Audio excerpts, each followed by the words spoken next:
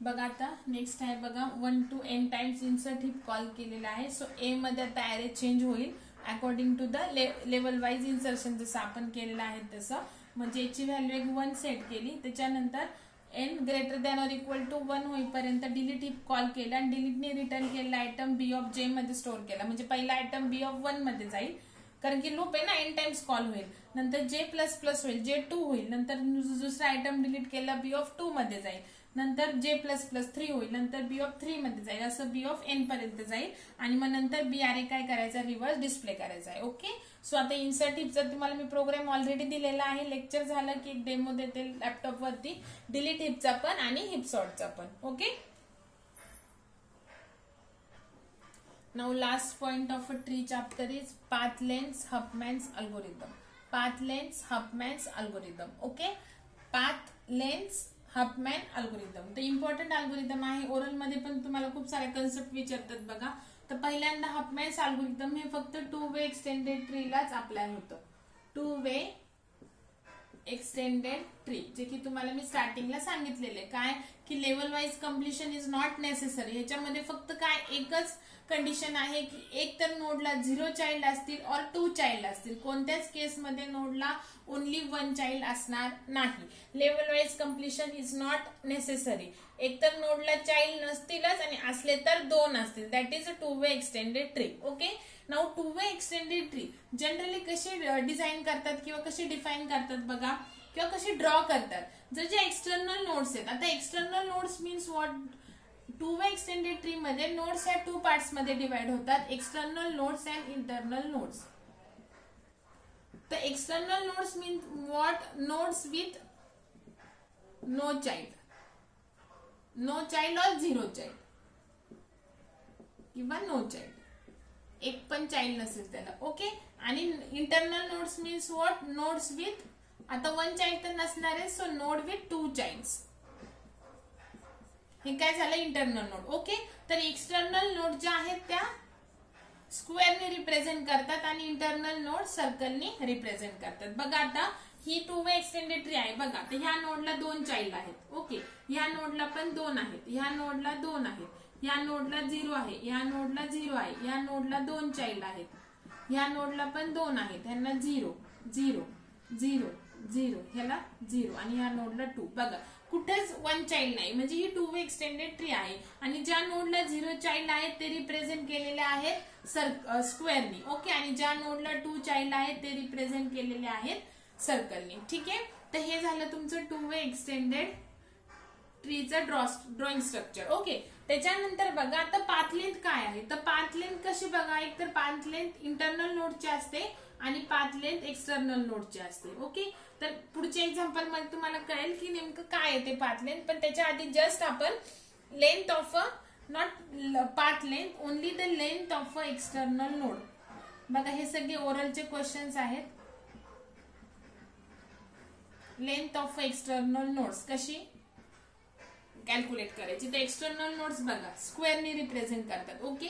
मग route wise जायचं. ह्या ब्रांचेस एक्सटर्नल नोड पर्यंत आहेत ना, त्या काउंट करायच्या. तर पहिली ह्या नोडची लेंथ आपण कॅल्क्युलेट करू. 1 आणि 2 ब्रांचेस कॉल करायच्या. रूट पासून ते ब्रांचेस काउंट करायच्या, रूट पासून ते एक्सटर्नल नोड. आता ह्या नोडची लेंथ कॅल्क्युलेट करतोय. सो 1 + 1 2. त्याच्यानंतर सेकंड एक्सटर्नल नोड ही, मग ब्रांच कशी, ही 1 आणि ही 2, परत 2. परत आता ह्या नोडची 1 2 3. आता ह्या नोडची ओके 1 2 3 4. परत याची 1 2 3 4. याची 1 2 3 आणि याची 1 2 3. म्हणजे total length of external node किती आली, 2 + 2 4 7 11 15 18 आणि 21. Okay. Now length of a internal node same तसंच. आता इंटरनल नोड तर ह्याची लेंथ किती आली, 0 आली. ओके. कारण की रूट नोडची लेंथ 0च येणार. त्याच्यानंतर कारण की कोणती ब्रांचेस नाही, पहिलीच नोड येते डायरेक्ट. नंतर ह्या नोडची ओनली 1 ब्रांच, ह्या नोडची 1 ब्रांच, ह्या नोडची 1 2, ह्या नोडची 3. ओके. ही नोड 1 2 झाले इंटरनल नोड. सो 1 2 4 5 आणि 4 आणि 3 7 7 आणि 2 9. ओके. ठीक आहे, length of the external node. तर आपल्याला एक जरी लेंथ माहिती असेल कुठली पण, तर आपल्याकडे फॉर्म्युला आहे बघा, length of internal node is equal to length of external node is equal to length of internal node plus 2 into n, where n is number of internal nodes only. n is number of internal nodes. So length of एकाची जरी माहिती असेल तर हा formula, suppose तुम्हाला length of external node माहिती आहे, तुम्हाला एक्झामला विचारलं find the length of the if any two-way extended tree has a length of the external node is 21, find out the length of the internal node. आणि tree तर तुम्हाला दिलेली नाहीये, so हा फॉर्म्युला अप्लाय करायचा, मग अरेंज करायचा ह्याला. Length of internal node is equal to length of external minus 2n. Okay, तर आता बघा लेंथ ऑफ इंटरनल नोड किती आहे, फॉर्म्युला बघा आपला 9 आहे, प्लस 2 into n. n म्हणजे number of internal nodes only. तर इंटरनल नोड्स कितीच्या सर्कलनी रिप्रेझेंट करतो, 1 2 3 4 5 6. सो 9 प्लस 18 किती झाले, आता हे जास्त झाले का, 1 2 3 4 5 6. Okay, so length of internal nodes 2 into 6 इथं 12. Okay, not 18. तर 12 प्लस 9 किती आलं, 21. आणि 21 तर आपली काय लेंथ ऑफ एक्सटर्नल नोड, म्हणजे हा फॉर्म्युला काय झाला, सॅटिस्फाय झाला. ओके, त्याच्यानंतर बघा number of external node is equal to number of internal node plus 1. आता नंबर ऑफ इंटरनल नोड्स किती, आपल्याकडे 6. 6 प्लस 1 किती झाले, 7. आता एक्सटर्नल नोड 7 आहेत का बघा, 1 2 3 4 5 6 7, हे झालं 7. ओके, सर हे झालं फक्त लेंथ. ठीक आहे, आता पुढच्या पॉइंटला पाथ लेंथ म्हणजे काय आणि इम्पॉर्टंट काय आहे पाथ लेंथ ते सांगते तुम्हाला. तर हे राईट डाऊन करून घ्या व्यवस्थित. त्याच्यानंतर नेक्स्ट आहे आता पाथ लेंथ. ऍक्च्युअली आता फक्त आपण लेंथ ऑफ द एक्सटर्नल आणि इंटरनल नोड कॅल्क्युलेट केली, आता आपण कॅल्क्युलेट करणार पाथ नोड. पण जनरली आपण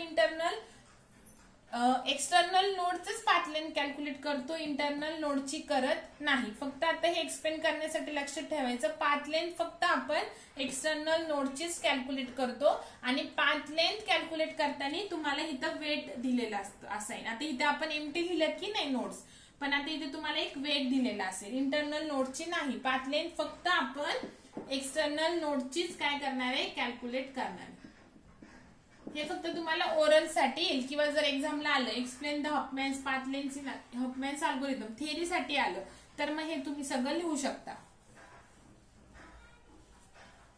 अजून आपलं हफमॅन अल्गोरिदम झालेलं नाहीये. हफमॅन अल्गोरिदम म्हणजे नेमकं काय, त्याचा यूज काय, त्याच्यासाठी आता पाथ लेंथ कशी कॅल्क्युलेट करता ते इम्पॉर्टंट आहे. ओके, आता मी तुम्हाला 3 ट्री देते, पहिल्यांदा 3 ट्री ड्रॉ करते, मग त्याच्यानंतर पाथ लेंथ कॅल्क्युलेट करून दाखवते तिन्ही ट्रीच्या, आणि मग हफमॅन्स अल्गोरिदम का नेसेसरी आहे ते पण सांगते. ओके, नाउ फर्स्ट ट्री बघा,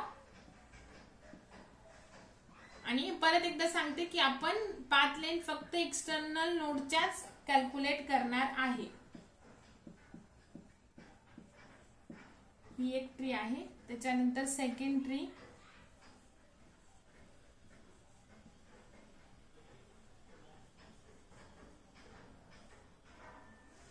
नीचे चाइल्ड है,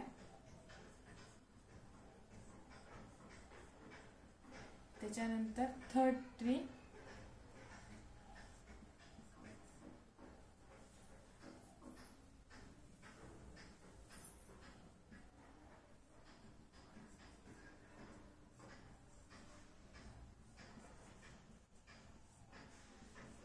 आता आपण length of external nodes calculate केले. आता इथे फक्त आपण एक्सटर्नल नोडचीच पाथ लेंथ, तर लेंथ ऑफ एक्सटर्नल नोड काय केली की एक्सटर्नल नोड आहे तर ब्रांचेस 2 आहे, ही एक्सटर्नल नोड आहे तर 2 + 2 + 2 + 2 असं केलंय. ओके, आता पाथ लेंथ मध्ये तुम्हाला वेट दिलेलं असतं. बघा आता तिन्ही ट्री मध्ये कॉमन काय आहे बघा, number of internal nodes that is 3. Okay, त्याच्यानंतर काय कॉमन आहे, number of external nodes that is also 4 common आहे.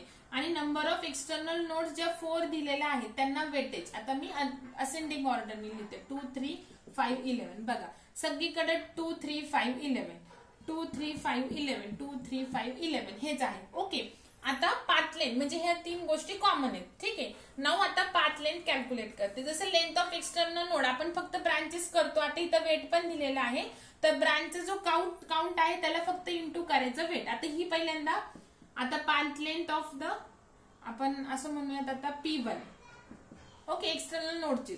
तर ह्याची ब्रांच किती आहे म्हणजे किती ब्रांच आहे ह्या नोड पर्यंत 2. मग अशी आपण डायरेक्ट 2 + 2 + 2 + 2 करणार नुसतं लेंथ विचारलं तर. पण आता आपल्याला लेंथ तर आहेच आहे पण त्याच्याबरोबर आपल्याला वेटेज पण दिलेलं आहे. सो ही लेंथ 1 + 2 2 ब्रांचेसला आहे आणि प्लस त्याचं वेट किती आहे 2. मग 2 × 2 असं करायचं. इथे काय आहे नंबर ऑफ ब्रांचेस 2 आणि वेट किती आहे 3.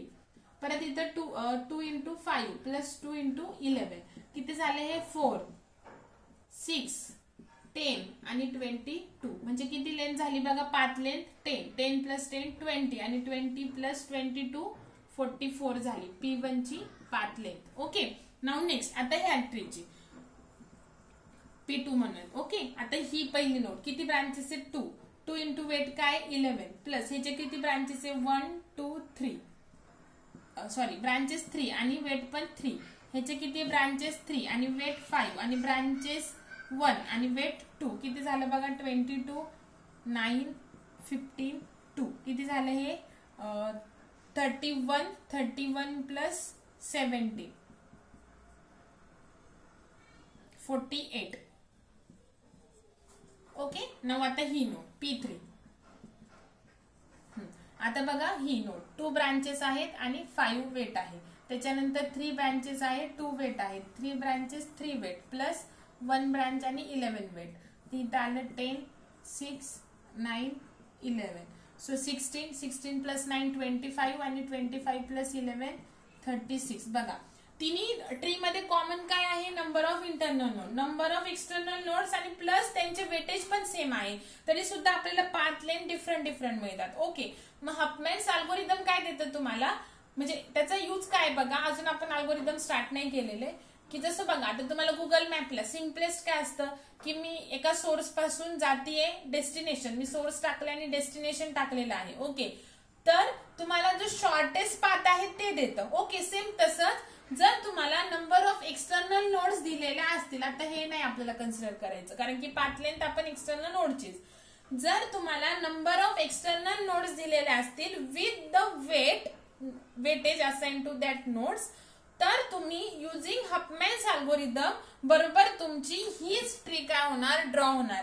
कारण की तुम्हाला हफमॅन अल्गोरिदमनी कोणती ट्री आता बघा तुम्ही काय करू शकता की तुम्हाला नंबर ऑफ एक्सटर्नल नोड 4 दिले आणि हे वेटेज दिलं तर तुम्ही ह्या 3 टाइपचे ट्री करू शकता. अजून चौथी पण करू शकता फक्त फॉर एक्झाम्पल 3. ओके मग त्यातली राईट कोणती आहे ज्याची पाथ लेंथ सगळ्यात स्मॉलेस्ट आहे म्हणजे बेस्ट म्हणू शकतो. राईट तिन्ही पण आहेत पण बेस्ट 2 एक्सटेंडेड ट्री कोणती आहे बिकॉज 4 एक्सटर्नल नोड सगळीकडेच आहेत वेट पण मी सेम घेतलेला आहे बट पाथ लेंथ माझी 36 ही मिनिमम आणि स्मॉलेस्ट फाइंड आउट झालेली आहे ह्या ट्री मध्ये. सो ही जी ट्री आहे ती बेस्ट A2 एक्सटेंडेड ट्री आहे दॅन दिस अदर 2. मग हफमॅन अल्गोरिदम काय देतं की त्याला इनपुट काय असतं this number of external node with the weightage आणि हफमॅन अल्गोरिदम अप्लाय केल्यानंतर बरोबर तुमची हीच ट्री काय होते बिल्ड होते. आता अल्गोरिदम लिहिण्याच्या आधी हे तुम्ही राईट डाऊन करून घ्या व्हिडिओ पॉज करून. आता बघा हीच ट्री कशी बिल्ड होते ते सांगते तुम्हाला. आता काय करायचे बघा आता वेटेज सपोज मी तुम्हाला हे दिले तेच वेटेज देते फक्त कोणत्या पण वेने असतील 3 5 2. ओके तर काय करायचं असतं हफमॅन मध्ये पहिल्यांदा जे वेट दिलेलं आहे नंबर ऑफ एक्सटर्नल नोडचं ते पहिल्यांदा असेंडिंग ऑर्डरनी लिहून घ्यायचं. लिहून गेलं बघा आता मी जरी मगाशी 2 3 5 11 केलं पण आता मी इंटरचेंज केले 4च नोड घेतले वेट तेच पण काय बरोबर हीच ट्री कशी हफमॅन बिल्ड करणार बघा. आता हफमॅन अल्गोरिदम सांगते पहिल्यांदा तुम्ही वेटेज असेंडिंग ऑर्डरनी सॉर्ट करणार. हफमॅन अल्गोरिदमचं तुम्हाला प्रोग्राम नाही आहे फक्त एक्झाम्पल येतं आणि कंपल्सरी ह्या पेपरमध्ये टेस्ट जर तुमची झाली सेकंड टेस्ट कारण की सेकंड लास्ट चॅप्टर आहे तर 4 मार्क्सला येईल पण कंपल्सरी फायनल मध्ये 6 मार्क्सला एक एक्झाम्पल येतच. ठीक आहे तर बघा हे एवढं छोटं नाही खूप सारे नोट्स असतात एक्सटर्नल ट्री. ओके एक्सटर्नल नोडच्या. तर आता बघा कसं करायचं आहे की पहिल्यांदा जे नंबर ऑफ एक्सटर्नल नोडचे जेवढ्या नोड्स असतील त्याचं जे वेटेज दिलेलं आहे पहिल्यांदा त्याला असेंडिंग ऑर्डरनी करायचं. मग हफमॅन काय करतं की ज्या नोड्स तुम्ही घेतलेल्या आहेत त्यातल्या फर्स्ट 2 स्मॉलेस्ट घेतं. ओके आणि त्याचे हे एक्सटर्नल नोड्स दिलेले आहेत ना सो ते तर आपल्याला कंपल्सरी स्क्वेअर मध्ये टाकावंच लागेल. ओके मग हे आपले कम्प्लीट झालेले आहे, हे आपण ट्री मध्ये टाकलेले आहेत. आता या दोघांची काय करायची, ऍडिशन करायची. ही किती झाली 5. सो आता रिमेनिंग काय काय राहिले बघा, 5, 11 आणि 5 राहिले. ठीक आहे, तर ह्यात हे दोन्ही पण. आता नेक्स्ट टू स्मॉलेस्ट, पण आता हे 2, 3 नाही कन्सिडर करायचे. जे ऍडिशन आपण केली ते वेट, म्हणजे आता वेट काय काय राहिलेले हे ट्री आपल्याला ऑलरेडी दिलेलं 5, 11 आणि 5. तर ह्यातले 2 स्मॉलेस्ट कोणते आहेत, 5, 5. ओके, मग आता बघा त्यातला आता ह्या 5 नंतर आलेला आहे, ह्या 2 ऍड केल्यानंतर, आणि ऑलरेडी आपल्याला एक्झाम्पल मध्ये 5 दिलेला आहे. सो हा पहिले घ्यायचा आणि हा नंतर घ्यायचा. पण ही एक्सटर्नल नोड आहे ना, सो ही राईट येणार आणि जी आपण इथून घेतोय वेटेज मधून ती लेफ्टला येणार, आणि ती एक्सटर्नल असल्यामुळे त्याला स्क्वेअर केलं. ओके, नाऊ ह्या दोघांची ऍडिशन केली, किती झाली 10. आता किती वेट राहिले, 10 आणि 11 फक्त. ओके, मग ह्यातलं स्मॉलेस्ट कोणतं आहे, 10. Next smallest 11. तर 11 इथं राईटला करायचं. ओके, तर 11 पण टाकून झाला आपला. आता ह्या दोघांची ऍडिशन करायची, किती आले हे 1, 2, आणि मग शेवटी हे सगळं रफ करून टाकायचं. हे इंटरनल नोडचं वेटेज बघा, ही आणि ही ट्री काय झालेली सेम झालेली. आता परत एकदा अजून एक ट्री घेऊयात आपण सिंपल. आता वेटेज कोणतं पण असू दे, आपल्याला ते सॉर्टच करायचं. सो मी सॉर्टच लिहिते इथं.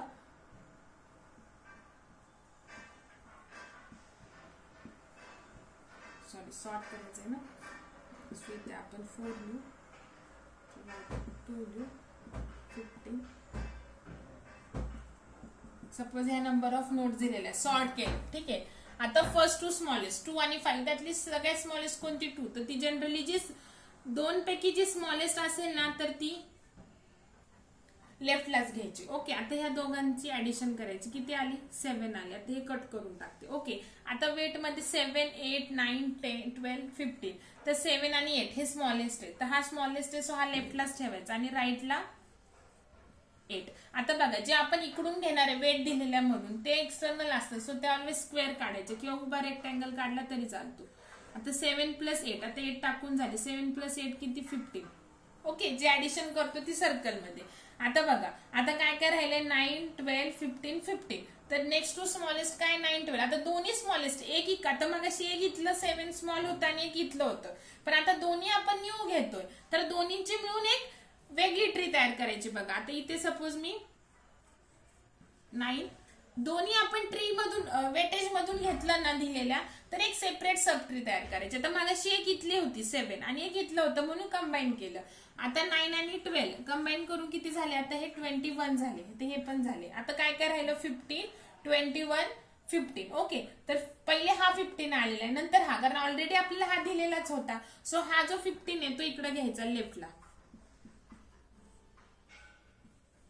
ओके, आणि 15 आणि 15 किती झाले 30 झाले. आता हे टाकून झालं. आता 30 आणि 21, तर पहिला स्मॉलेस्ट कोणता आहे, हा आहे ना, सो हा लेफ्टला आणायचा. बघा 21, 9 आणि 12. तर हे रफ करते पुढच्या ह्याला, आणि मग ह्या दोघांची ऍडिशन. आता हा 15 पण झाला, आता ह्या दोघांची ऍडिशन किती झाली 1 आणि 5. ओके, सो हे जे इंटरनल नोड आहे त्याचं वेटेज रफ करायचं. तो ही झाली आपली 2 वे एक्सटेंडेड ट्री. 1, 2, 3, 4, 5, 6. 1, 2, 3, 4, 5, 6. म्हणजे हे झालं तुमचं हफमॅन अल्गोरिदम. काय की जे वेटेज दिलेलं आहे ते तुम्ही असेंडिंग ऑर्डरने लिहिणार, आणि मग त्याच्यानंतर 2 नोड्स घ्यायच्या. जर दोन्ही नोड तुम्ही वेटेज मधूनच दिलेलं घेत असेल तर एक सेपरेट सबट्री करायची, आणि एक वेट तुम्ही जी सबट्री ड्रॉ केली त्यातलं घेते आणि एक वेटेज मधलं तर कंबाईन करायचं, आणि शेवटी ते सगळेच कंबाईन करायचे. ठीक आहे, तर हे झालं तुमचं 2 way extended tree using हफमॅन algorithm. तर पाथ लेंथ काय की तुम्हाला जर मी हे दिले असते वेट, तर तुम्ही 2 वे एक्सटेंडेड अजून वेगळ्या टाईपची पण ड्रॉ करू शकत होता. ओके, पण मग त्याची पाथ लेंथ काय झाली असती, जास्त आली असती, म्हणून मग ही ट्रिक. ठीक आहे, आता आपण एक एक्झाम्पल, जे की तुम्हाला एक्झामला 99% तेच एक्झाम्पल येतं, तरी पण मी तुम्हाला 2-3 एक्स्ट्रा होमवर्कला देणार आहे. जर तुम्हाला थेरी मध्ये आलं तर तुम्ही असं स्मॉलेस्ट करू शकता, पण जर तुम्हाला 6 मार्क्सला डायरेक्ट एक्सटर्नल नोट्स दिल्या तर कोणते एक्झाम्पल जे बुक मधलं आहे तेच देतात तुम्हाला एक्झाम्पल. ओके, 99% तेच येतं, पण तुम्हाला मी एक्स्ट्राचे सुद्धा एक्झाम्पल्स देईल. Okay, now draw 2 way extended किंवा ड्रॉ ट्री लिहिते युजिंग हफमॅन्स अल्गोरिदम. तर हप्प्यांचा अल्गोरिदम नाही बघा, फक्त ते ऍडिशन करायचे आहे वेटची, तेच आहे बघा. असं सेपरेट जसे आपले आतापर्यंत जेवढ्या कन्सेप्ट आहेत त्याचे प्रॉपर अल्गोरिदम्स होते तसं नाहीये बघा. Draw tree using the Huffman's algorithm. ठीक आहे. आता बघा weightage A B C D E F G H. शक्यतो 99% हेच एक्झाम्पल येतं बघा. अँड वेट, डेटा वेट किंवा वेट 22 5 11 19 2 11 25 5. ठीक आहे. आता बघा हे तुम्हाला दिलेलं आहे, तर पहिल्यांदा मी वेट नुसार डेटा आयटम करून घेणार बघा, वेट असेंडिंग ऑर्डरनी. तर पहिले बघा 5 आहे ना, नाही पहिले 2 आहे, सो 2 चा आयटम काय आहे ई आहे. ओके, तर हे चेंज नाही करायचंय. त्याच्यानंतर नेक्स्ट काय आहे बघा 5, तर पहिले 2 5 आहेत, तर त्यातला पहिले हा दिलेला आहे, सो तोच घ्यायचा. त्याच्यानंतर नेक्स्ट 5 एच.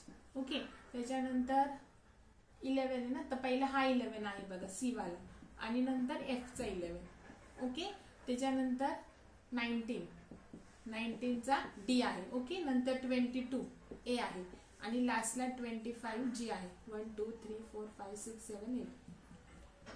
7 8. ओके, आता फर्स्ट टू स्मॉलेस्ट घ्यायचे, दोन्ही पण आपण दिलेल्या वेटेज मधून घेतोय. सो एक सेपरेट ट्री बिल्ड करायची. सो पहिली स्टेप बघा काय आली.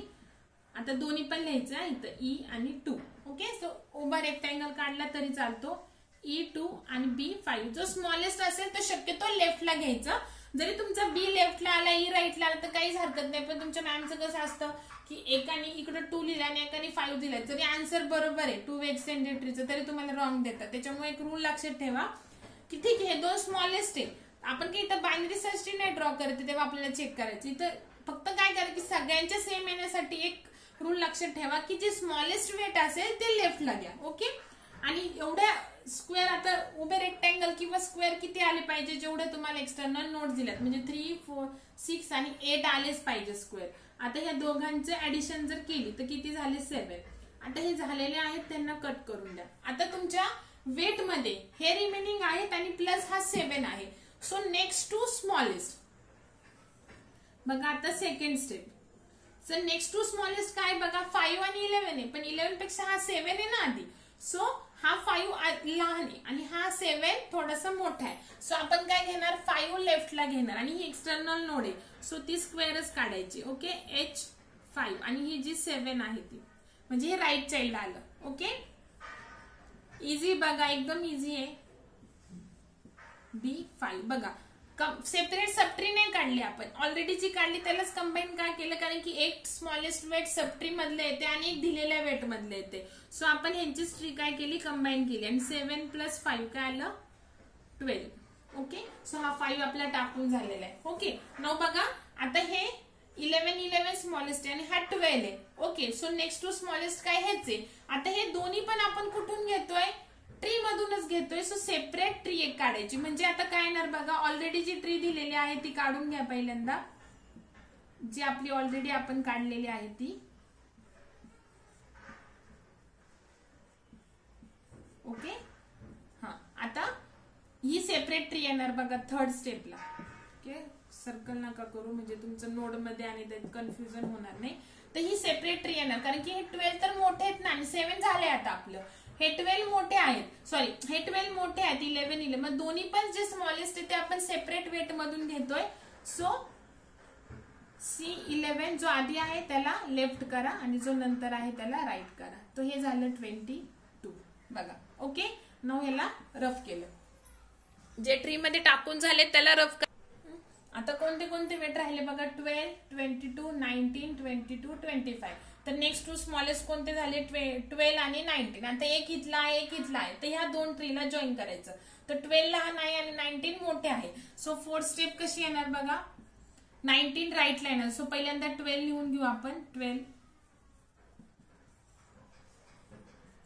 8 मार्क्सला पण येतात, शक्यतो 6 मार्क्सला येतं, पण 8 मार्क्सला पण येऊ शकतं हे एक्झाम्पल. हे असे बरोबर एकाच लेवलला दिसले पाहिजे. E2 आणि B2. तर ह्याला आपण 19 शी कनेक्ट करतोय. सो 19 हा एक्सटर्नल नोड आहे 19 आणि 19 मोठा असल्यामुळे ते मी राईटला घेतले, राईट चाइल्ड. आणि या दोघांचं मिळून तर 12 आणि 19 किती झाले, 9 2 11, इथं 31. ओके. सो 19 पण टाकून झाला आणि ही पण आपली आहे ऑलरेडी सबट्री, ती पण काढून घ्यायची. म्हणजे असं काही नाही की जे जॉईन करतोय, सबट्री असतील तर त्या पण काढून घ्यायच्यात. ओके. नाव आता नेक्स्ट. आता बघा काय काय राहिलंय, 31 22 22 आणि 25. 4 स्टेप, 31 22 22 25. तर 31 मोठे आहे, सो 2 22. तर ह्याच्या आधी हा आलेला आहे, म्हणजे ऑलरेडी आपल्याला दिलेला आहे 22 आहे ना, हे तर आपलं ऍडिशन करून आलेलं आहे. सो ह्याला राईटला न्यायचं आणि ह्याला लेफ्टला न्यायचं. सो बघा आता काय येईल, A22 आणि इथं आलेला आपला 22, C11 F11. तर हे आलं 44. ओके. 22 काढून झाला आणि प्लस ही ट्री पण ऍज इट इज इथे काढायच्या, किंवा मी इथं ड्रॉ करते. 5th स्टेप ना आपली, 5th स्टेपला ही जी राहिलेली ट्री आहे ती 31. हे तर आपण कनेक्ट केले पुढे, D19 11 5 7 11 5 नाही H5 E2 आणि B2. ओके. तर ही आपली आली 5th स्टेप. ओके. तर आता ही मी आधीचे रफ करते, तुम्ही व्यवस्थित राईट डाऊन किंवा इथे ड्रॉ करते वरती, कारण की हे आपला आन्सर आहे. ओके. नाव आता 6th स्टेप. आता काय काय राहिलं बघा, 22 तर आपण टाकलेला आहे. सो 25 44 आणि 31 ही एकच स्टेप आहे. तर 25 आणि 31 हे नेक्स्ट टू स्मॉलेस्ट आहे. तर पहिले हा लहान आहे जीच्या खालचा 25, सो हा लेफ्टला न्यायचा. सो जी आणि काय 25. ओके. तर त्याच्या राईटला काय येईल 31. इकडेच लिहिते, ही रफ करा, ही साइड रफ करा आणि इथे लिहिते आता मी व्यवस्थित. राईट डाऊन पहिल्यांदा बुक वरती हे राईट डाऊन करून घ्या आणि मग व्हिडिओ लेक्चर स्टडी करा, म्हणजे तुम्हाला कळेल. आता थोडा स्पेसचा इश्यू आहे. हे रफ करते आता पॉइंट. आपल्याला फक्त 5th इम्पॉर्टंट आहे, व्यवस्थित लिहून घ्या व्हिडिओ पॉज करून. जर नाहीच कळालं तर मला परत सांगा, मी एक्सप्लेन करेल. आता आपल्याकडे बघा वेट राहिले 25 44 31. तर त्यातले 2 स्मॉलेस्ट कोणते आहेत बघा, 25 आणि 31. तर 31 त्यातल्या त्यात मोठा आहे, सो हा लेफ्टला घ्यायचा जी आणि हा राईटला, आणि त्याच्यासोबत H5. ओके. त्याच्यानंतर इथं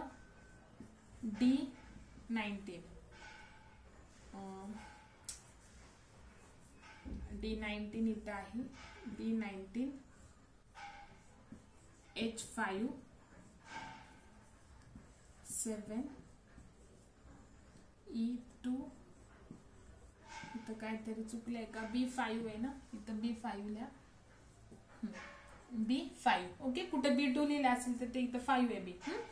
आणि ह्या दोघांचं मिळून इथे काय आलं, 5 + 1 6 56. आणि ऑलरेडी आपली काय आहे 44 आहे, तर ती इथं लिहिते मी 44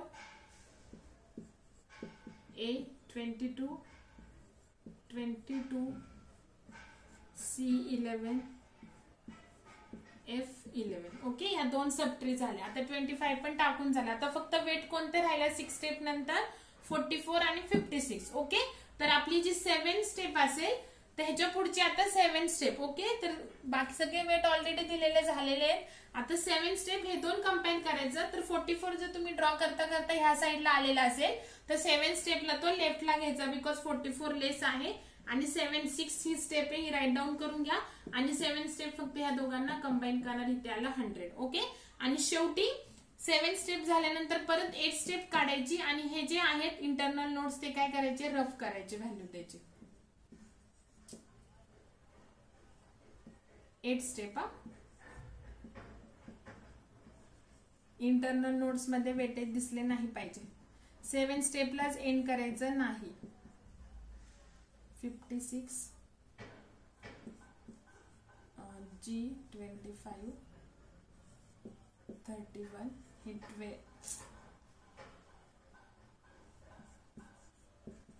H5 D19 आणि इथं E2 आणि B5 असं, म्हणजे ही ट्री तुमची दिसली पाहिजे. तर हेच एक्झाम्पल तुम्हाला 99% येतं. व्यवस्थित एक्झाम्पल सॉल्व्ह करा. मी तुम्हाला बुक मध्ये पण सॉल्व्ह करून फोटो सेंड करते ह्याचा 1 by 1 स्टेपनी. आता इथं 100च आलं पाहिजे असं काही नाही. तुम्हाला असं पण व्हिडिओ लेक्चर मध्ये सांगतील क्लासमध्ये की कोणतं पण ट्री द्या, आपण इथं व्हॅल्यू 100च आली पाहिजे असं काही नाहीये. तसं असतं तर आपल्याला बुक मधलंच एक एक्झाम्पल जे ह्याच्या आधी मी तुम्हाला सांगितलं 2, 3, 5, 11चं, मग त्याचं 100 येते का नाही, तरी पण ती 2 वे एक्सटेंडेड आहेच आहे. ओके, पण तुम्हाला असं सांगतात लेक्चर मध्ये की इथं 100च आलं पाहिजे. ते 100 काय येतं, कारण की तुम्हाला एक्झामला हेच वेटेज देतात, हेच एक्झाम्पल देतात म्हणून 100 येतं. जर तुम्हाला ते 99% हे चान्सेस आहे आणि 1% जर दुसरं एक्झाम्पल दिलं तर जे व्हॅल्यू दिलेलं आहे अकॉर्डिंग टू दॅट इथे व्हॅल्यू येईल. ओके, तर हे झालं तुमचं 2 way extended tree using the Huffman's algorithm. Okay, आता इथे आपला ट्री चॅप्टर कम्प्लीट झालेला आहे. सो डीएसचा फक्त आपल्याला आय थिंक ग्राफ राहिलेला आहे, मर्ज सॉर्ट, शेल सॉर्ट आणि म्हणजे एक चॅप्टर ग्राफचा आणि 3 सब पॉइंट राहिलेले आहेत. हॅशिंग एक सब पॉइंट राहिलेला आहे आपला, मर्ज सॉर्ट आणि शेल सॉर्ट. सो ह्या वीक मध्ये आपण ट्राय करू की 25 ऑक्टोबर पर्यंत आपल्याला ते कम्प्लीट करायचं आहे. आणि ज्यांनी सीपीपीचा क्लास लावलेला आहे त्यांचं सुद्धा एकच चॅप्टर राहिलेला आहे, फाईल हँडलिंग. ओके.